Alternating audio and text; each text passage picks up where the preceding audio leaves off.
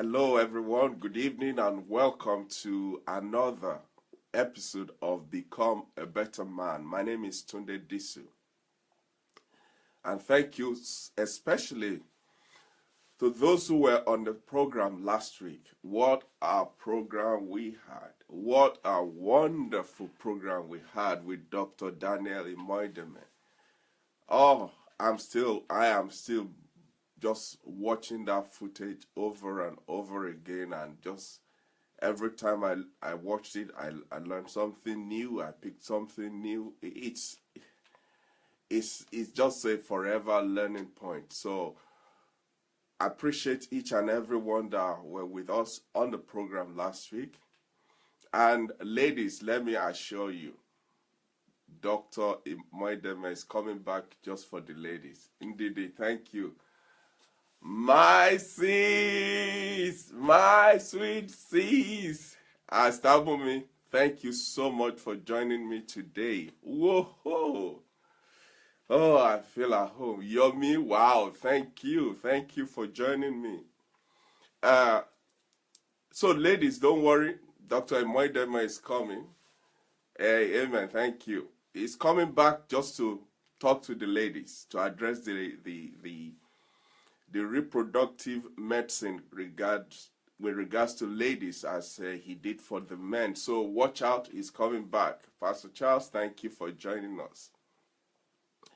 Before I go into today's program, I just want to quickly ask for your indulgence. The whole of this week, in fact, since Friday last week, I have been contending for my health with flu and coughing and sneezing and all of that.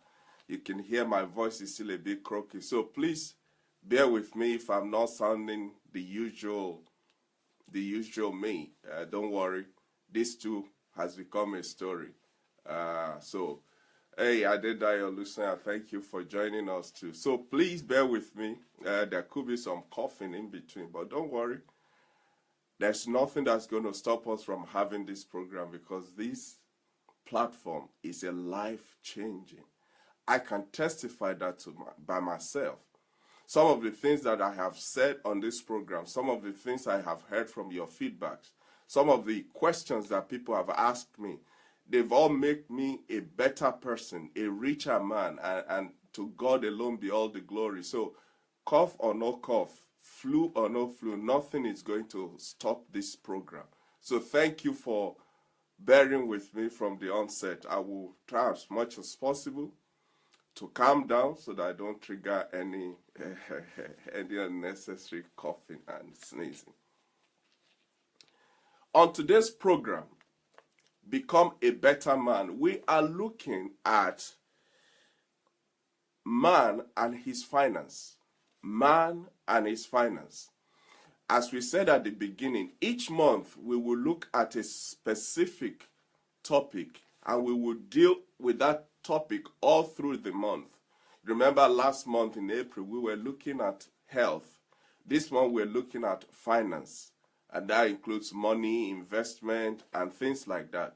So this month is going to be very much in your house, very much in your pocket, very much in your business. So please come along and let's go and find out how to become better, especially in the area of our finance. Adelaja Disu, thank you so much for joining me today. It's an honor to have you, sir. You're welcome. When we talk about man and his finance, and when I say man here, I'm not talking about man as in male species, talking of human being, because we all deal with, we all handle, we all relate, we all transact businesses with money. We are all involved in one way or another with finances. So this topic is in everybody's domain. It relates to each and every one of us.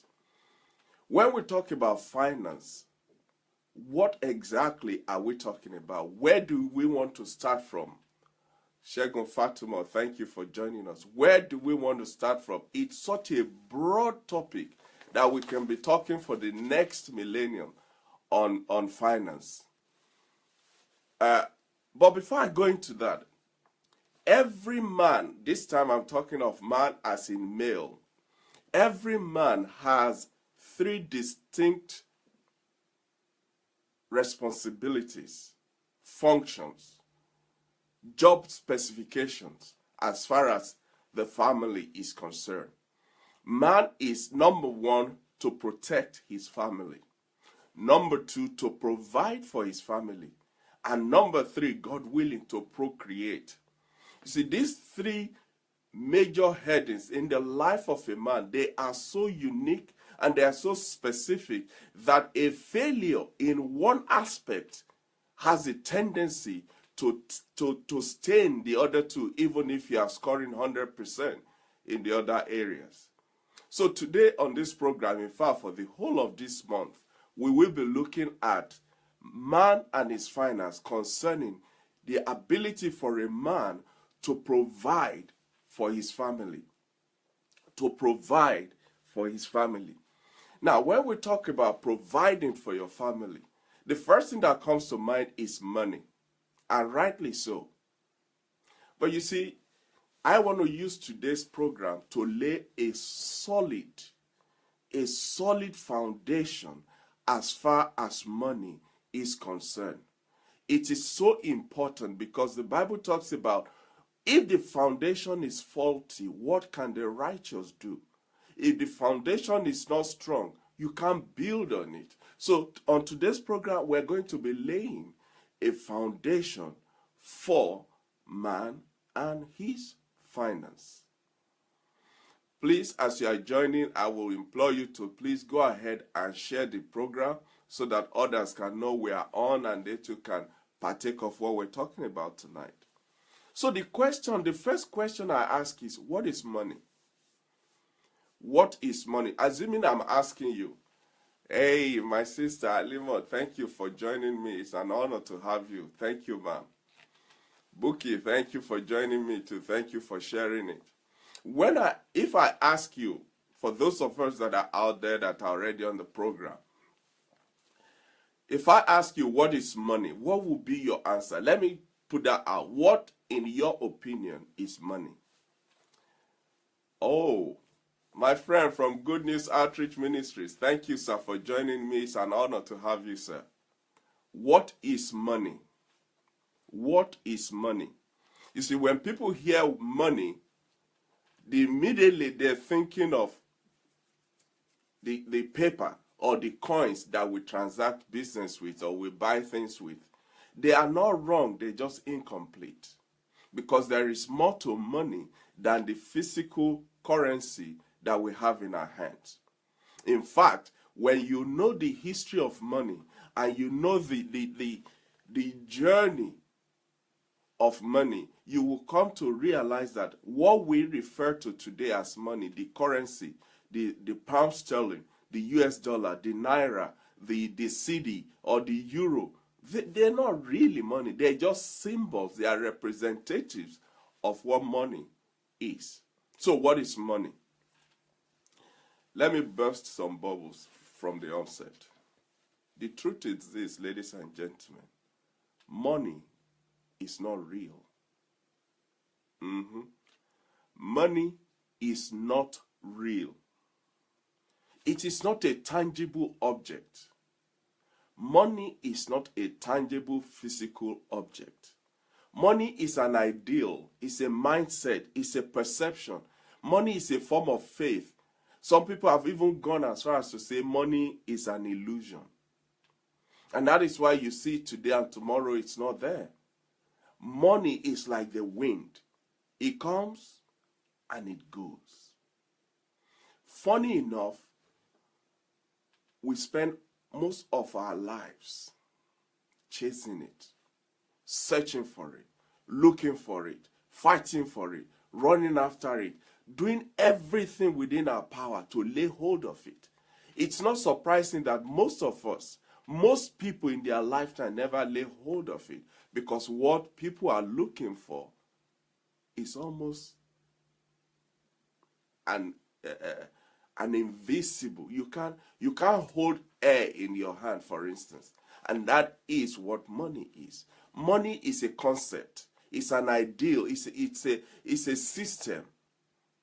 What we relate to on a daily basis that we call money are just symbols of money. Money is a conscious agreement on measuring abstract value.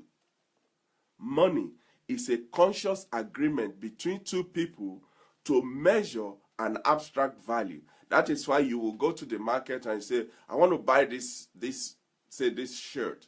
And the seller will say, oh, the shirt is 35 pounds.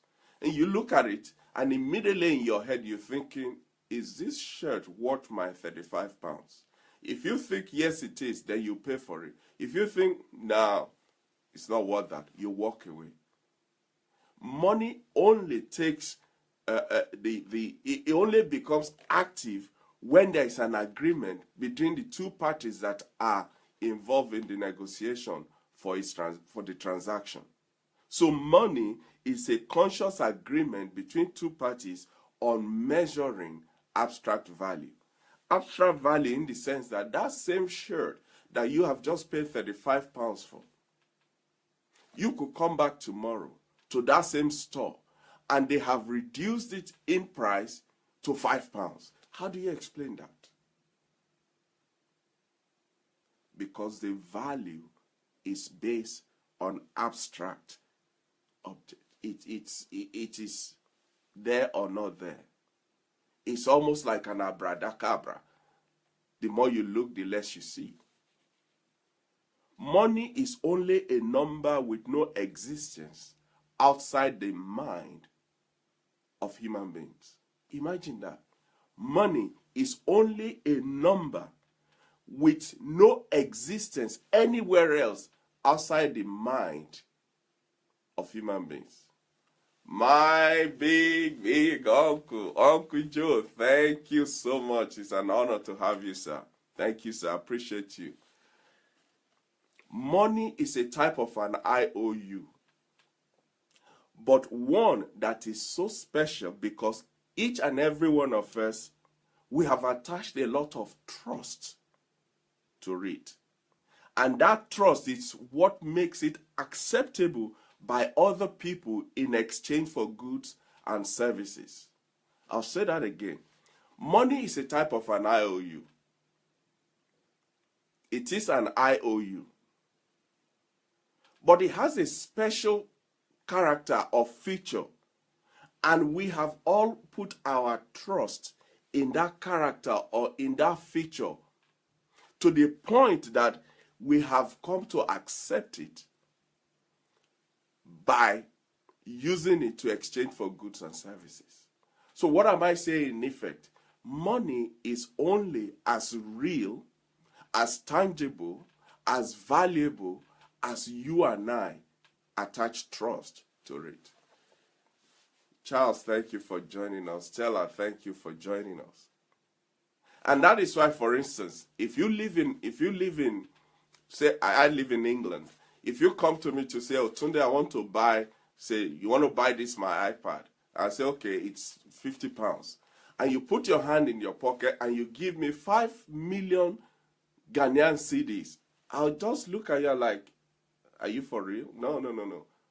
As far as we are concerned, we don't trust these cedis in England. It's not a legal tender here in England. Lekon, thank you for joining us. But if you put your hand in the pocket and you give me 30 or 50 pounds sterling, I will shake your hand, give you my iPad, and we'll both walk away. We'll both walk away. Do you know why? Because we both trust, or rather I trust in the paper that you've given me as a form of money.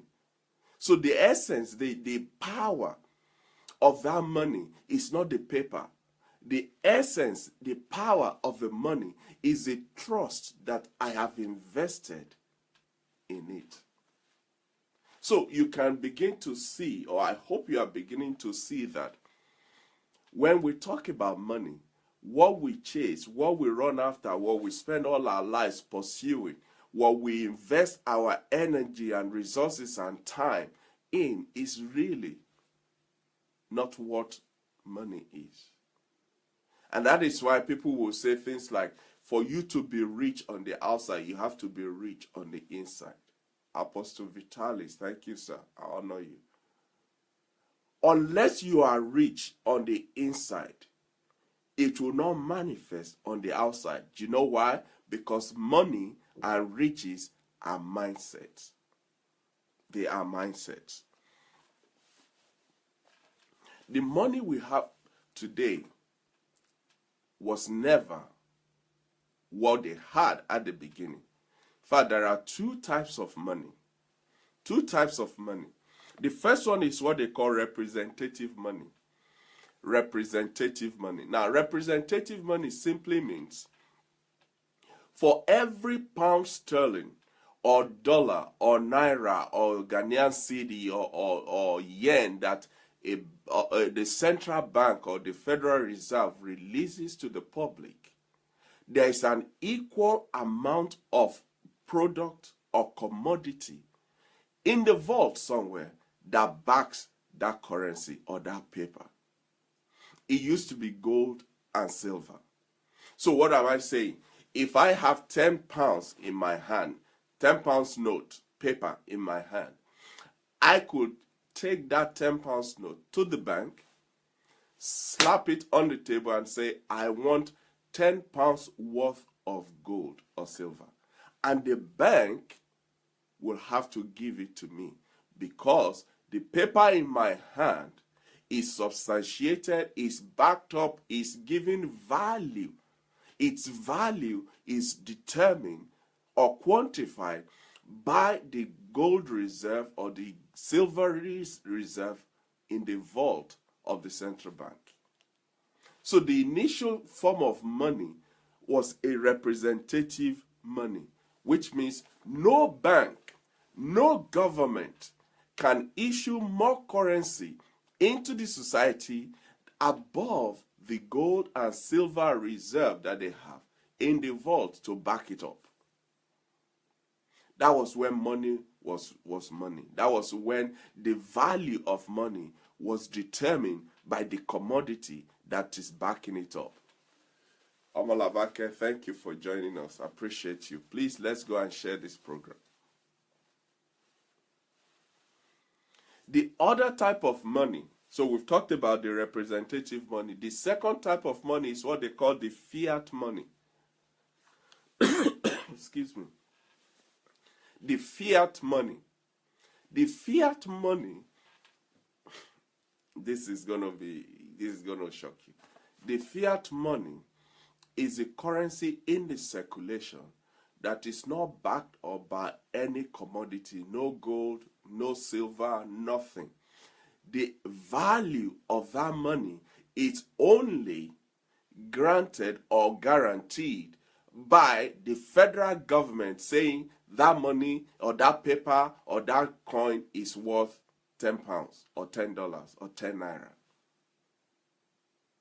In 1971, for instance, President Nixon of the United States of America brought in this fiat money as far as the $100 bill is concerned. So henceforth, you don't have a gold or silver backing for your $100 bill. It is just $100 bill because the government said it is $100 bill.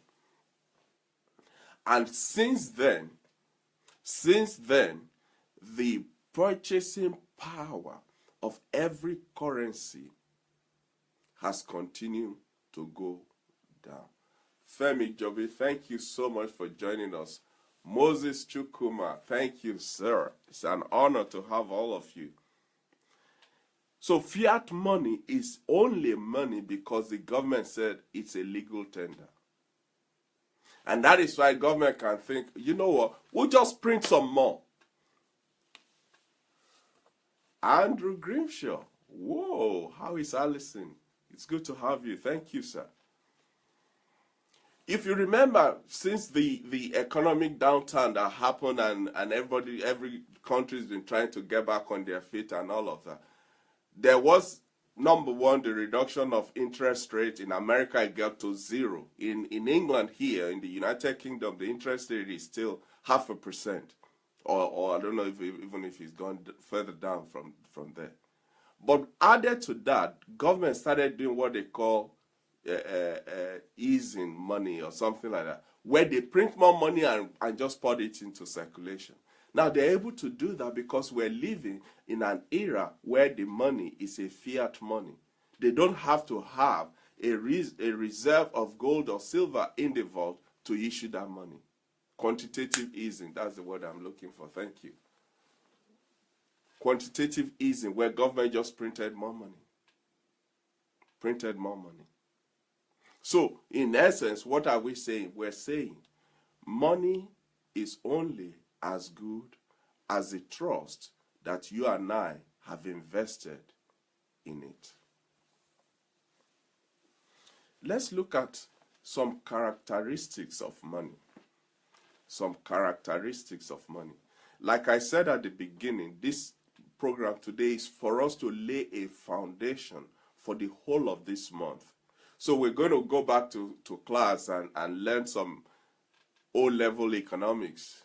Rachel, thank you. Ezinwa, thank you for joining us. So we're going to look at what are some of the characteristics of money.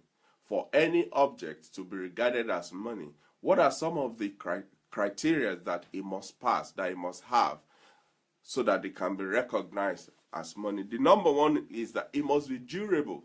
It must be durable. What do I mean by that? It must be able to last a long while.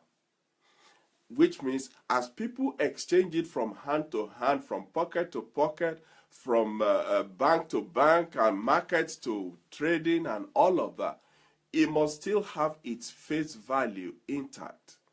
Imagine somebody gives you a 10 naira or a 10 pounds note or a $10 note, and you rub it in your hand and the ink is coming off. Immediately you know this is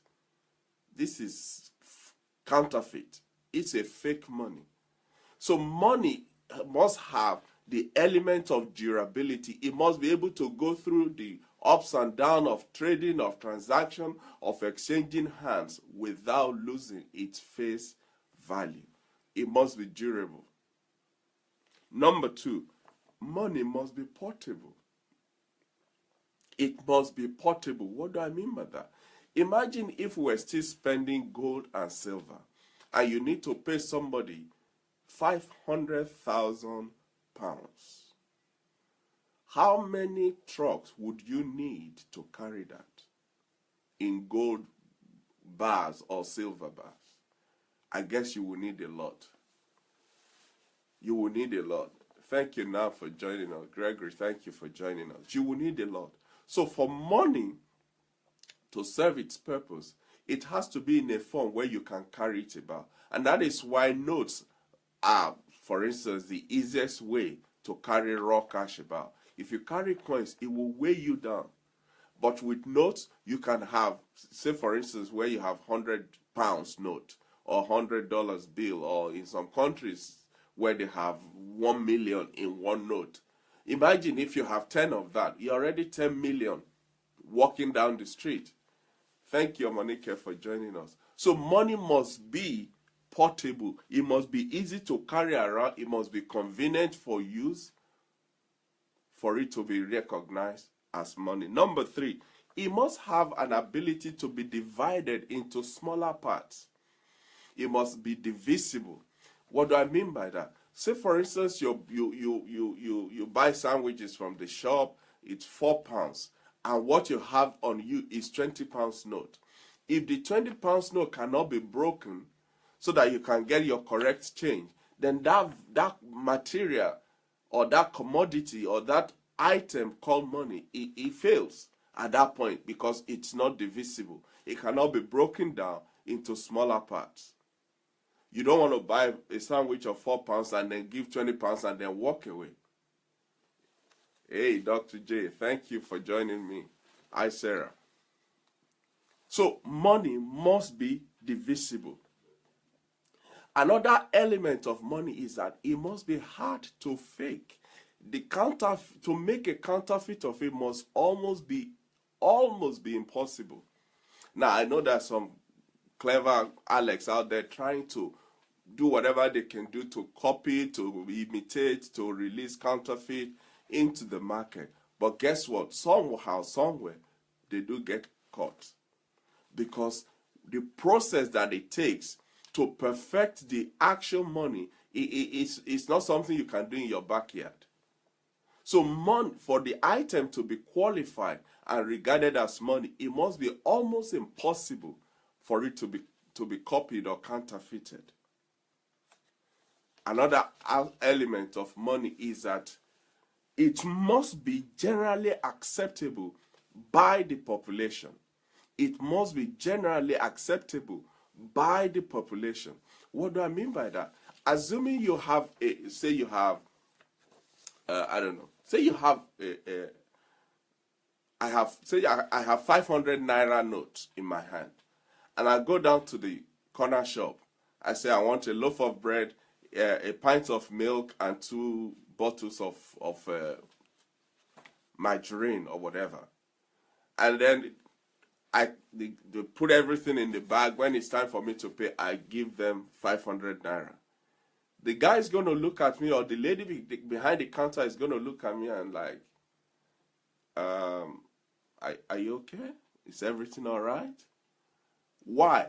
Because as far as the United Kingdom is concerned, that we're using in this example, 500 naira is not something that is generally acceptable. In fact, it's not a legal tender in this country.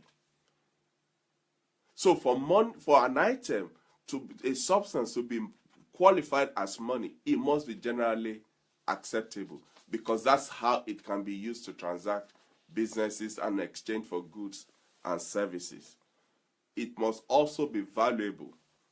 It must be valuable.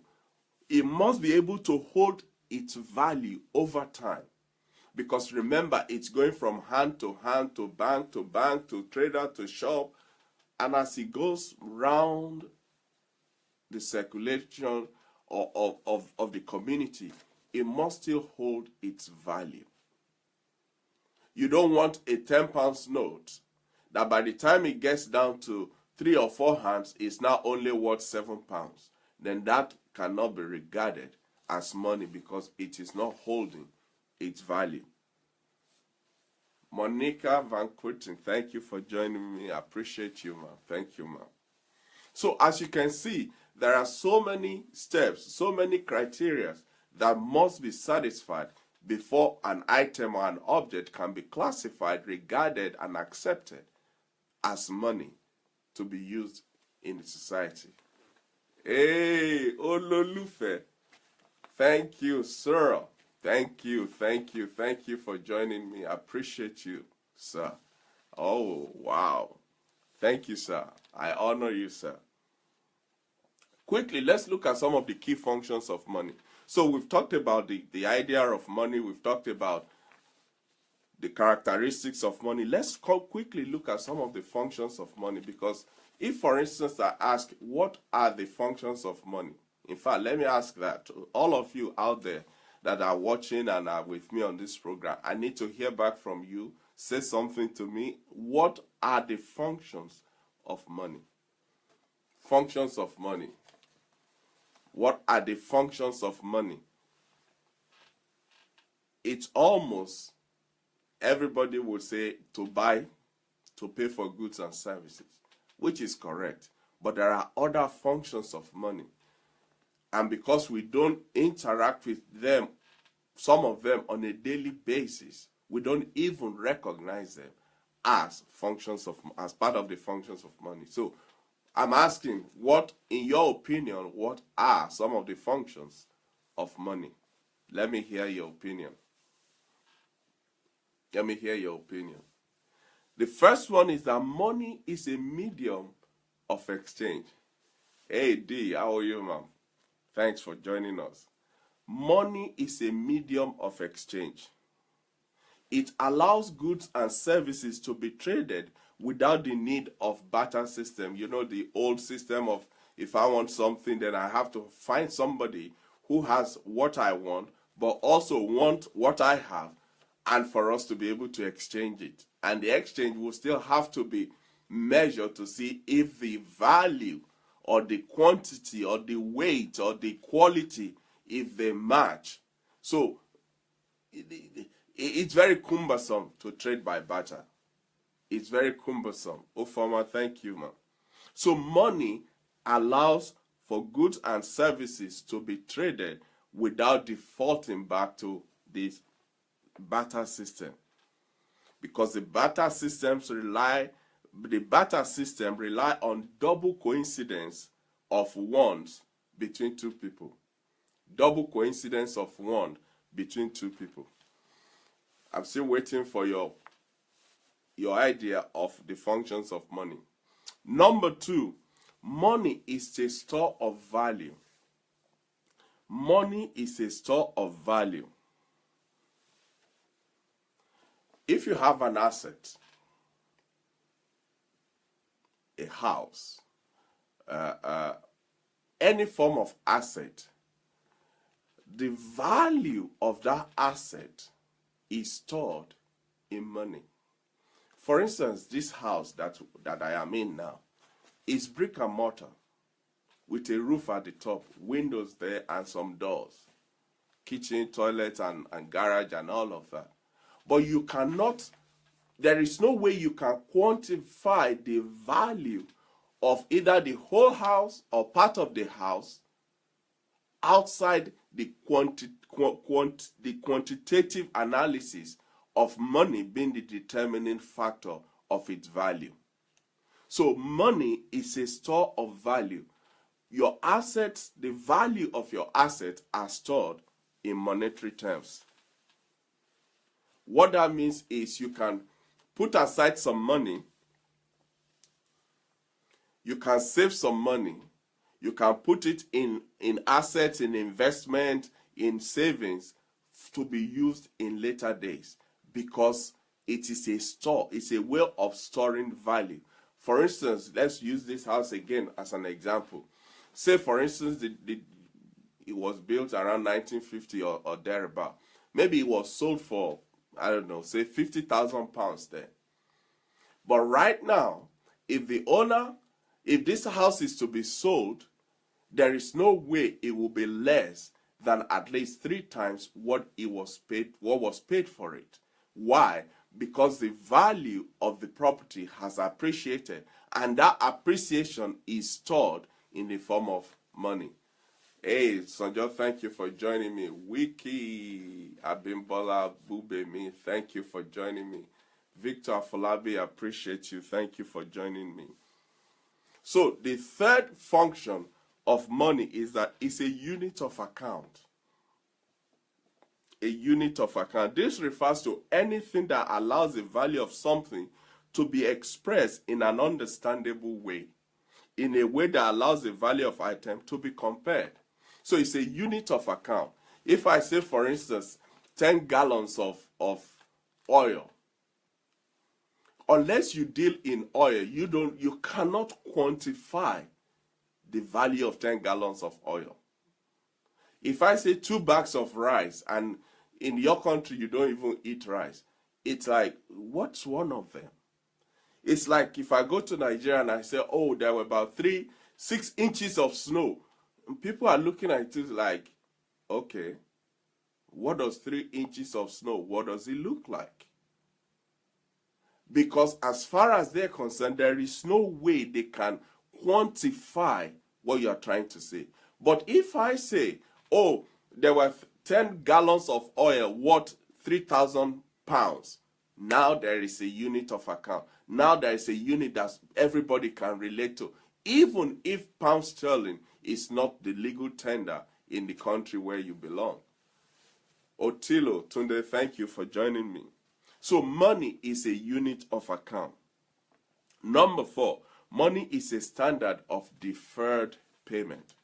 It's a standard of deferred payment. What does that mean? Money is the way we measure the value or the debt that you owe. You can't say, oh, I owe Barclays Bank 3 bags of salt. Barclays don't sell salt. But if you say, oh, my credit card bill for last month was £33, now everybody knows that you are owing £33 to the bank. So money, another function of money, is a standard of measuring deferred payment. I didn't hear anything back from anybody regarding the functions of money. But like I have just enumerated here, money is a medium of exchange, it's a store of value, it's a unit of account, and it's a standard for deferred payment. Now, having laid this foundation, before we go into the next aspect, I want us to, please, if you have not shared this program, I want to adjure you to please share it. Go and share this program. I know some of the things we're talking about, they seem elementary, and rightly so. But you see, unless this foundation is laid now, when we go into the following weeks, in this month, where we'll be looking at other aspects of finance, if you have not grasped this foundation, it's going to be a struggle as we go deeper and deeper into the concept of money and the concept of finance. So please, if you have not shared this program, please, let's go ahead, click the share button, invite your friend, and let's get into the second part of today's program. Now, I said at the beginning that for this month, we are going to come into your domain. We're going to be looking into your wallet. We will look into your bank account. We will dig deep into your savings. We will look at your investment or no investment at all. So I want you to know that up front so that you don't think, well, Tunde, I think you are now going into the no-go area. Well, please, I ask for advance forgiveness. And thank you for granting it. Thank you, Omonike. As a man, it is so important for a man to have personal financial goals for his life and for his family. It is of utmost importance that you must have personal financial goals for your life and for your family.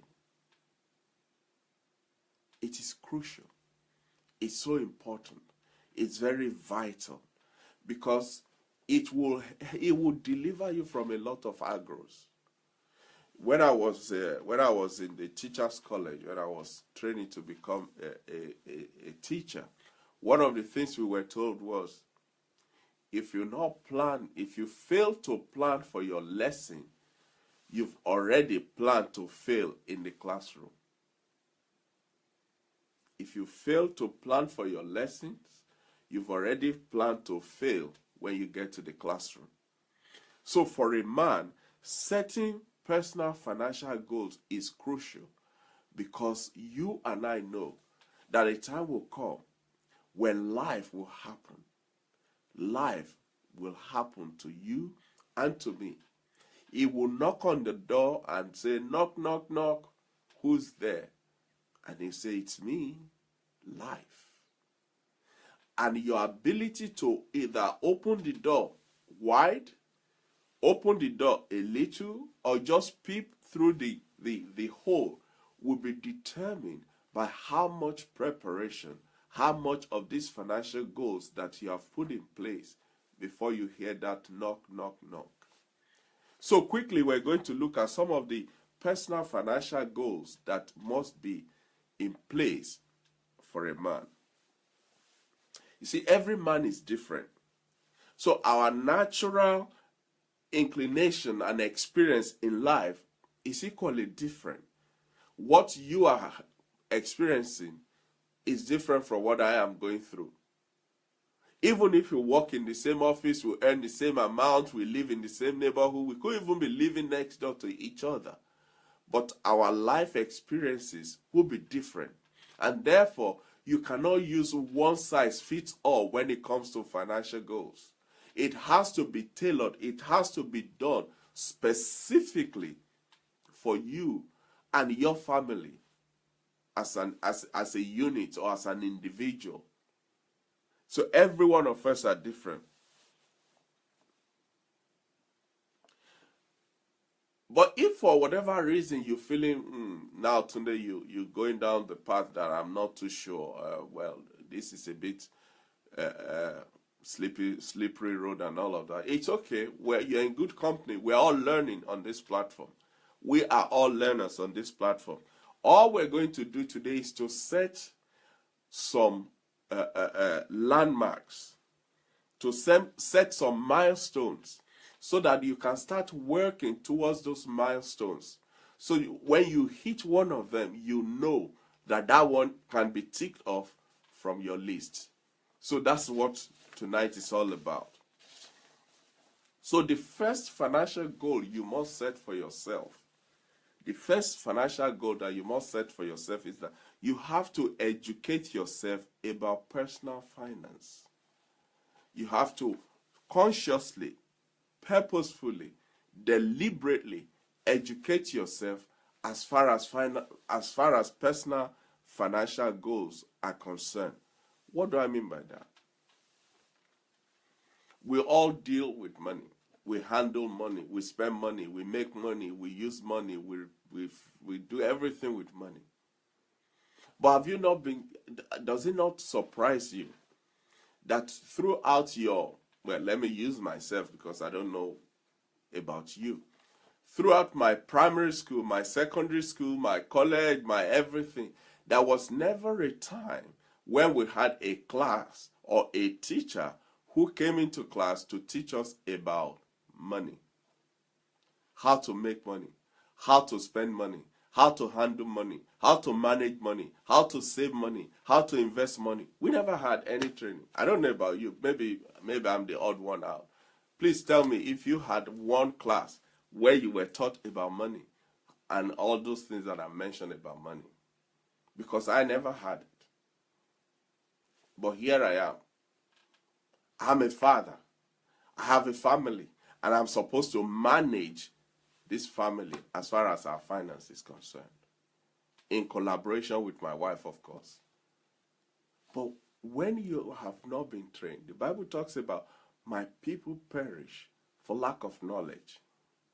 He said, if you run with full soldiers and they tire you out, what would you do when you are faced with horsemen? When you have not been trained, you can only give what you have. But here we are, no training, no nothing. And yet we're expected to deal with this thing. It's like parenthood. Most of us were never trained how to be a parent. We just saw what our parents do, how they talk to us, and we took our cue from them. The same thing with money. For most of us, especially my people from Nigeria, I don't know about people in this country, but most people that I know, their parents never sat them down to say, son, let me tell you about money. Let me show you how to manage money. Let me teach you how to handle money. In fact, I make an apology. My uncle Joe Awolowo, who is on the program today, was the first person in my life that taught me about money, how to live within my means, how to manage money, how to save, how to put some aside, how to be in control of money rather than money being in control of you. As far back as 1981 to 1985, he tutored me, he showed me, he guided me on the value of money and how to manage it. Sir, I honor you and appreciate you. Thank you, sir. So the first thing that we're saying is you need to start educating yourself as far as managing your personal finance is concerned. So you were not taught in school, unless if I'm the odd one. Your parents never sat you down to say, come on, son, this is how you do, or come on, girl, this is what you do. But the good thing is this, it's never too late. It is never too late to do the right thing. It is never too late to learn. It is never too late to start this education, because ultimately it will determine where your financial life will end up at. And the good thing is we live in a society now where everything is available online. There are so many websites that are talking about money. There are so many websites that are teaching about money. There are so many journals and periodicals out there that are teaching practical money management and all of that. And I have a few websites. I'll just reel them out and you can check them out later. Joyce Elojo, thank you for joining us. There's one called Get Rich Slowly. That's a website. There's one called The Simple Dollar. There's another one called I Will Teach You to Be Rich. There's one called Wise Bread. There's one called Mint.com. That one is a blog. Then there's Financial Samurai. There's so many of them. There's Investopedia that you can look at. Bloomberg is there. All of them are talking about money. They are teaching and training and talking and churning out information like it's running out of business about money. All you and I need to do is to sit back and learn about these things. Is to sit back and learn about these things. In addition to visiting this website, there are books that you can also read. You see, one of the things about us men, somebody once said that men, after the age of 25, they die from the neck up. I'll say that again. Men, this person said, men, after the age of 25, they die from their neck up. What does that mean? They stop developing their intellect. Hey, I seen there. How are you, man? Thank you. They stop developing, they stop learning, they stop growing, they stop developing their intellect. How do you do that? Read. Put yourself to reading. Read something. Learn something new. Improve yourself. So there are books that you can read to learn some of these things. For instance, there's a book called Money Will Not Make You Rich by Tunde Adelaja. If you don't read anything, go and read that book. It will curl your afro before you can say good morning. There's another book called Total Money Makeover by Dave Ramsey. There's one called I Will Teach You to Be Rich by Ramit Sethi. There's this one called Your Money or Your Life by Joe Dominguez and Vicky Robin. Then there's this classic one called The Richest Man in Babylon. I've read that book at least 3 or 4 times. The Richest Man in Babylon by George Clason. There's a book I have just finished reading, and I highly, extremely highly recommend it. It is called Stop Working for Uncle Sam by Tunde Adelaja. Go and read that book. Stop Working for Uncle Sam. Go and read that book by Tunde Adelaja. All these books are available on Amazon. You can get them secondhand for less than $5. Go and get some books and read and learn from them. It will help you. So the first way to set these financial goals for your life, like we said, is start educating yourself. Number 2, create a budget. Create a budget. What's a budget? It's simply your incomings and your outgoings. That's all it is. How much is coming in, how much is going out, and where are they going to?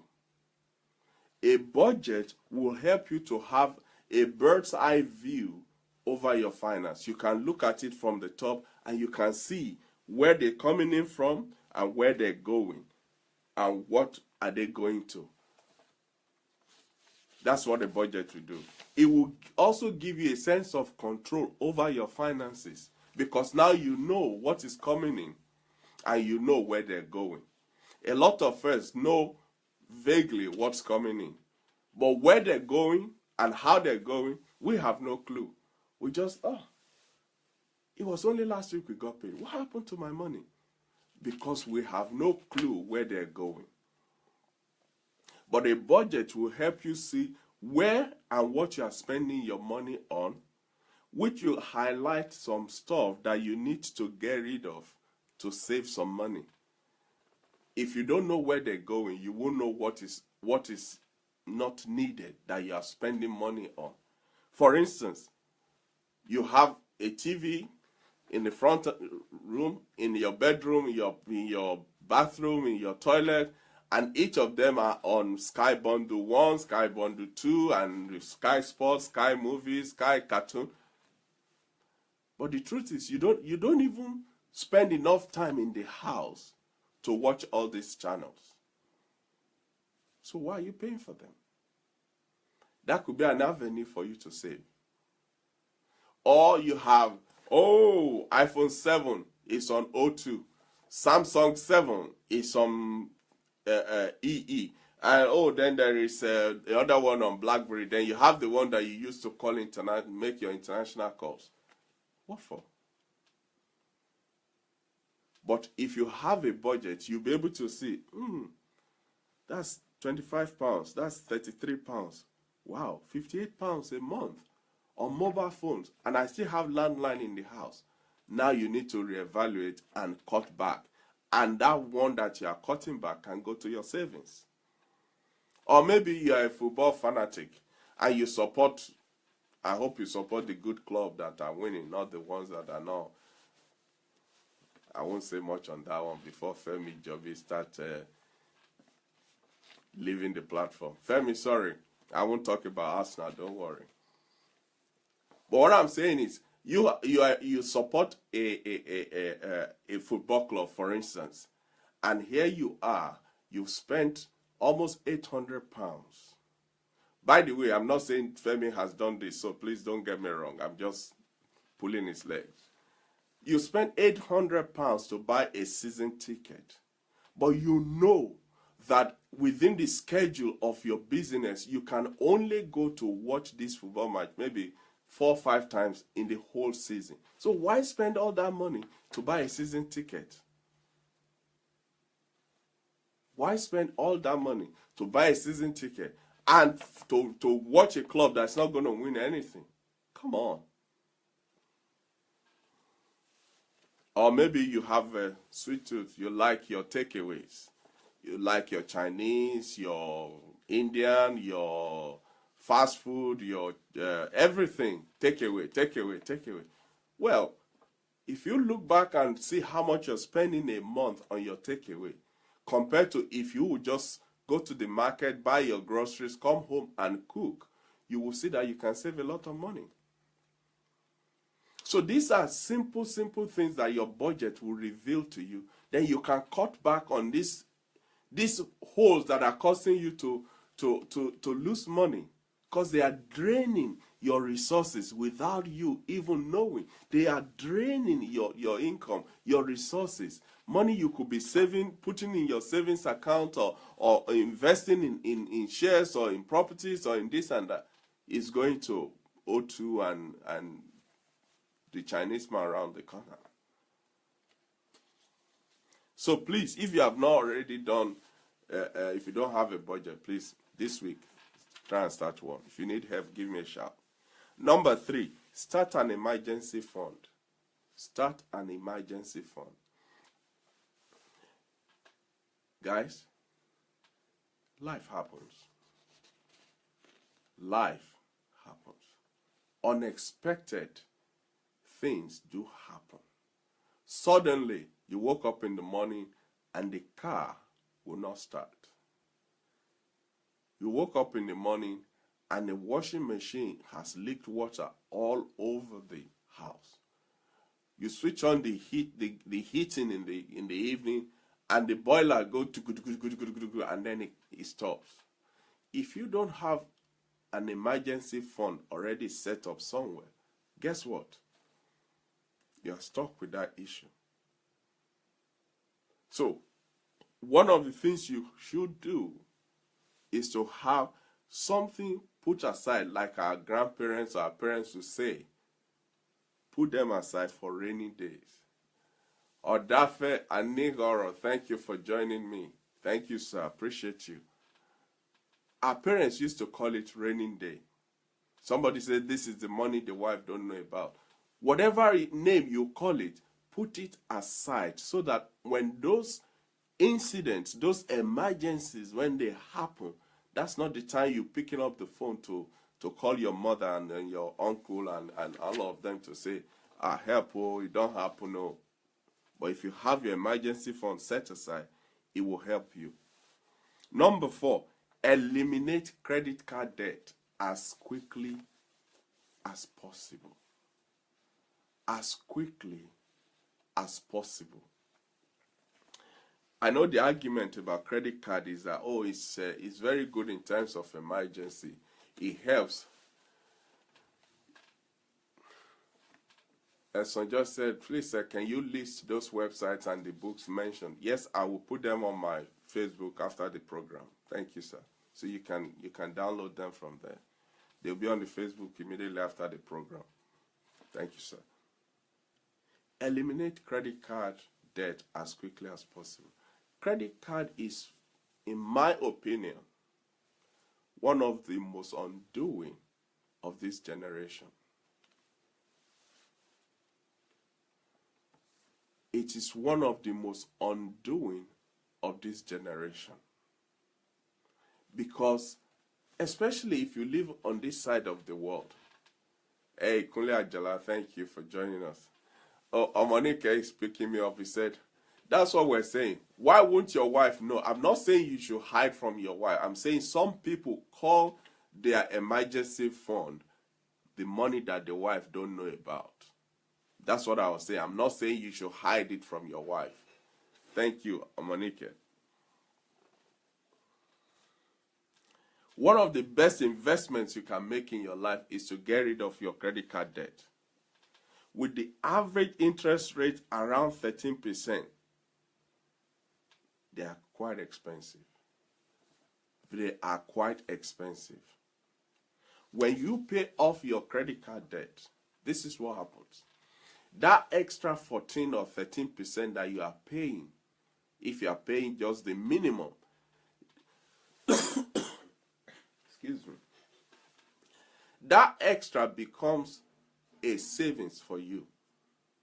Imagine if you are saving 14% of the £250 that you pay on your credit card bill every month. If you're putting that aside in somewhere, you're keeping it somewhere.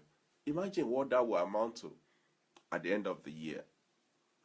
Make it a goal to pay off your card as soon as possible.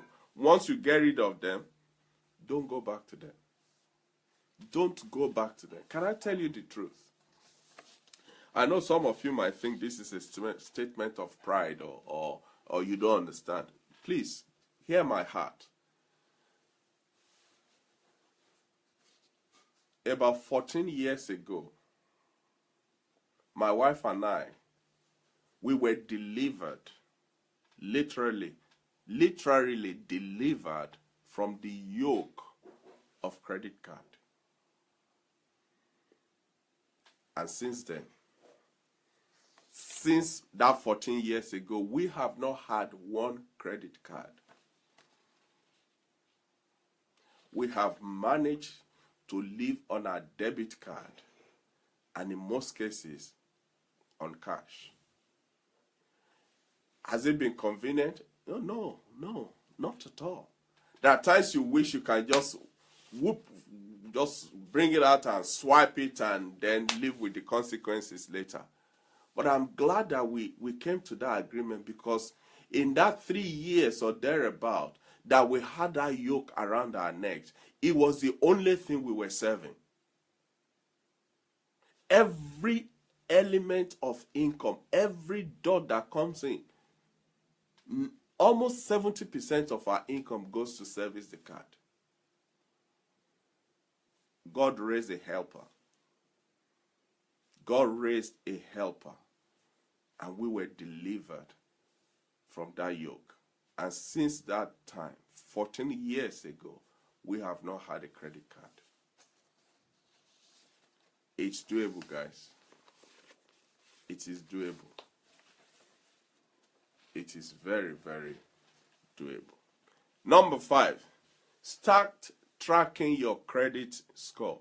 We live in a society where your ability to buy, like a house or a car, or even take out a personal loan for whatever reason, is determined by the quality of your credit score.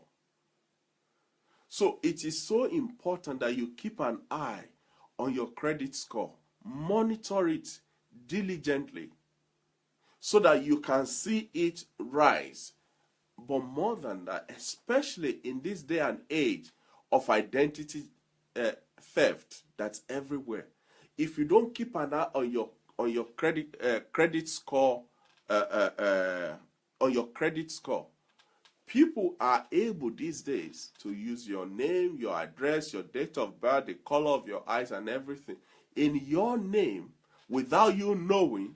Take out a loan, take out a mortgage, buy a car, take out a card in your name, and you won't know. But if you make it a habit to check your credit score regularly, you will spot it and say, whoa, wait a minute. I didn't buy any car in Saudi Arabia. When did I travel to Australia to be spending all this money? Immediately you're calling your bank to say, something is going fishy here. Somebody help me. But if you don't check it, it will go for so long. By the time you then come back to say, this is not me, the record is there. It will take you almost to eternity to clear your name. And in that time, your credit score is ruined. So make it a point of duty to check your credit score regularly. It's important. It's important. Number 6, financial goal that you must set for yourself is to start a retirement account. Whether you like it or not, whether you agree to it or not, a day is coming when you have to retire from your work. You have to retire. And then what will happen? But if you already have a retirement plan that you're already putting money aside for and putting investment into, it doesn't have to even be a savings account. You can set up a business. You can put some money into some investment to look after you at the point of retirement. So please do all this. Let me give you an example quickly on this one. Supposing you start putting aside, say, £1,000 from the age of 25 into your retirement account, and you retire at age 64, give or take, say 5% annual returns is what you're getting in interest. By the time you retire, you would have saved about £39,000 in that retirement account. But because of the power of accumulated compounding interest, the available balance for you at that time of retirement will be about £127,000 if you start at age 25. But if you start at age 35 using the same principle, by the time you retire at age 64, you will have £69,760 in your account. So because of that 10 years gap, your money will have doubled. What will accrue to you will have doubled. So it is important for you to look into. Again, all these are information you can get online. You can research into it. There are financial brokers, finance brokers everywhere. Consult them, talk to them, help them, let them help you to set this thing up. Set aside a hustle. Have a multiple stream of income. Don't put all your eggs in one basket, because if that basket breaks, all the eggs are gone. Do something on the side that will bring in. It doesn't have to be exactly or about the same thing you are earning in your regular day job, but something that is bringing in trickles. For instance, you can sell on eBay or on Amazon. You can give private tuition to students who wants to do GCSE or A levels. You can do foreign language training for people who wants to learn foreign language if you have that skill. if you have the skill and it's developed, people will pay for it. And that will become a side income that will support you. So instead of dipping, for instance, into your salary to pay for petrol, you can use the money from your side income to buy petrol for your car every month. Finally, you need to learn how to negotiate. You need to learn how to negotiate. There's no shame in negotiation. I know the culture of where we are has taught us that once they say this is the price, that's the price you pay. But who says? Who says you pay that price? A lot of people have paid over the odds just because they're too inconvenient. They're too embarrassed to ask the cashier, oh, why is this one 35 pounds? All right, I'll take two for 60 pounds. You'll be surprised how many times you will get a discount just by asking. Guess what? That money is better in your pocket than in their pocket. So learn to negotiate. You can also negotiate to increase your income. If you know you've been a good worker, you can approach your line manager or your CEO to say, sir, I need a quick chat with you. Okay, what is it? Sir, it is without a shadow of a doubt that I've been an excellent worker in this place. And I think that that needs to be recognized and rewarded. Say, oh, what do you mean? Well, I think my rate needs to be reconsidered to be increased to a certain social level. Say, why should we do that? Because you know I'm a valuable member of this organization. This organization needs me. I'm here. Most of the time, you get what you ask for. But if you don't ask, you won't get it. If you don't ask, you won't get it. So, we have talked about money, the origin, the quality.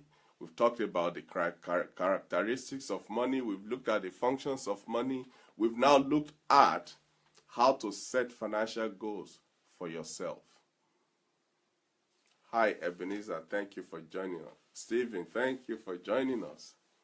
So what is the task for us this week?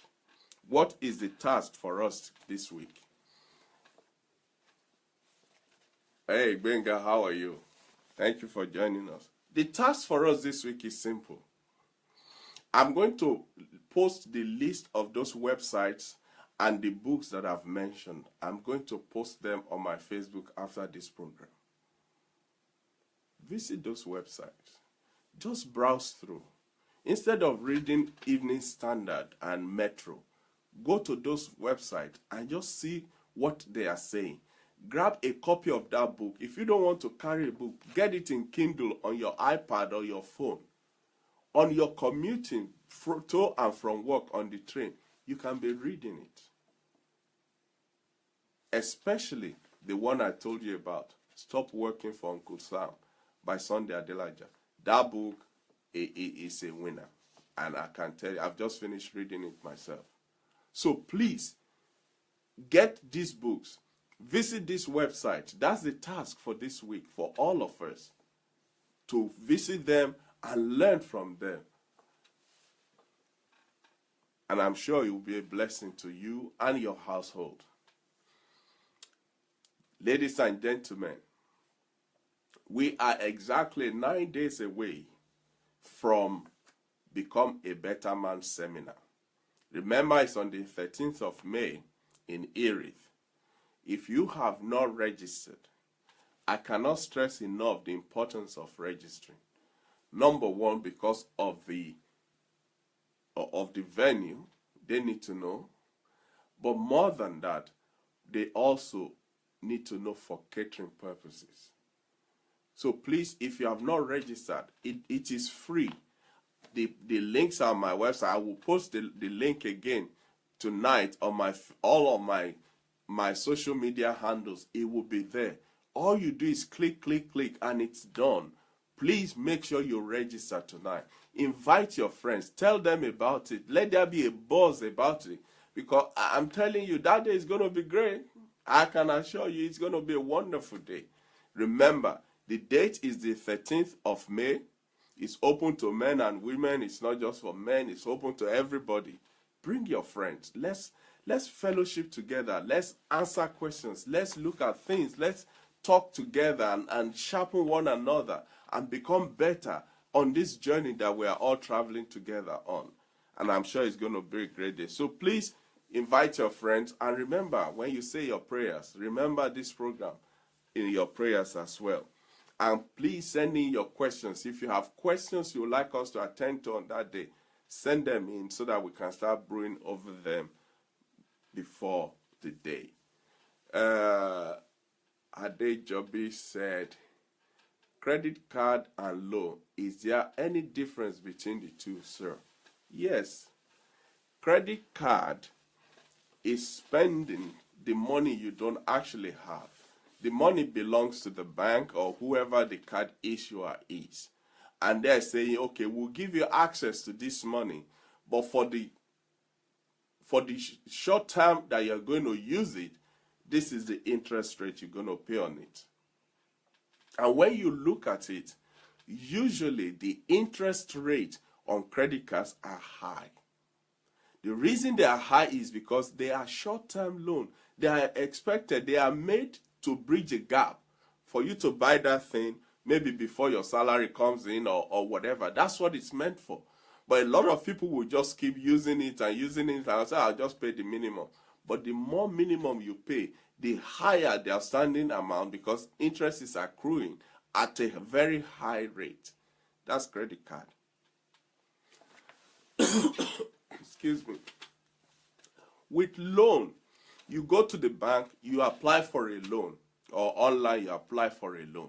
Usually, depending on your credit score, the interest rate on personal loans are usually lower than they are on the credit card. Number two, the loan is always set for a fixed term. You are taking out this loan for 5 years, or 3 years, or 2 years, and therefore the interest rate is spread over that period. For as long as you maintain the monthly repayment, that amount that you are going to pay at the end of the month will not increase. At the end of the term of the loan will not increase. For as long as you maintain your side of the bargain to pay every month. But with credit card, if you pay just the minimum, the balance will accrue interest plus whatever you're spending it on again, and it will just keep growing and growing and growing. So in my view, or in my opinion, the differences between a loan and a credit card is, number one, the interest rate, and number two, the term, the number of days or years that you are taking the loan for, compared to the number of days that you're expected to make payment on your credit card. Usually they say you pay it within 30 to 50 days. Now, that might seem a long time, but guess what? By the time you sleep 2 weeks, that 30 days is upon you. Larry, thank you for joining us. Gibbs, thank you for joining us. So please, look again. Some of this you can find from some of this website that we're talking about for you to know the difference between this one and that one. May God richly bless us. Finally, ladies, I've got some news for you. Dr. Daniel Imoideme, we are working on bringing him back to come and talk to us about reproductive medicine for women. So look out for the date. Look out for the day. We're working together. We're trying to finalize a few things, and then the date will be confirmed, and then we will announce it. So look out for it. What I'd like for us to do is, once the date is announced, please, let's go to the market and spread the news about this man that God has sent to be a blessing to all of us. And I'm sure, judging from last week, you two will agree that we've never had it like that. Olasukami, thank you. Because last week was a barrier breaking week. We broke every record on the record as far as this platform is concerned, and I appreciate each and every one of you for being there with us. Thank you so much. God bless you. Well, until next week, when we meet again for another episode of Become a Better Man, this is Tunde Disu saying, we're on this journey together. We're not stopping. In fact, we refuse to stop until we reach that destination called better men and women. God bless you. Have a blessed week, and we'll catch up again next week. Bye-bye.